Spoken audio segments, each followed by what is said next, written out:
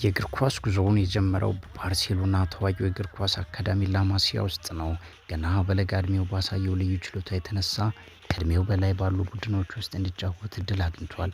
በአካዳሚው ውስጥ ባሳለፋቸው ዓመታት በቴክኒክ ግብ በማስቆጠር በድሪብሊንግና በኳስ ቁጥጥር ረገድ አስደናቂ እድገትን አሳይቷል። በ16 ዓመቱ በላሊጋ ታሪክ ውስጥ ትንሹ ግብ አስቆጣሪ በመሆን ሪከርድን ሰብሯል። በቻምፒዮንስ ሊግ ውድድር ውስጥም የተጫወተና ግብ ያስቆጠረ ትንሹ ተጫዋች በመሆን ሌላ ታሪካዊ ስኬትን አስመዝግቧል። በባላንዶር ላይ በየዓመቱ የሚሰጠውን ምርጥ ወጣት ተጫዋቾች ኮፓ ትሮፊን በማሸነፍ ብቃቱን በዓለም በይፋ አሳይቷል። ያማል በስፔን ብሔራዊ ቡድን ውስጥም ታሪክ ሰሪ ነበር። በ16 ዓመቱ ለስፔን ብሔራዊ ቡድን የተጫወተና ግብ ያስቆጠረ በቡድኑ ታሪክ ውስጥ ትንሹ ተጫዋች ነበር። ይህን ስኬትም በዩሮ 2024 ላይ ቀጥሎ በውድድሩ ባሳየው አስደናቂ ብቃትም ስፔን ዋንጫውን እንድታሸንፍ የራሱን ትልቅ አስተዋጽኦ አድርጓል።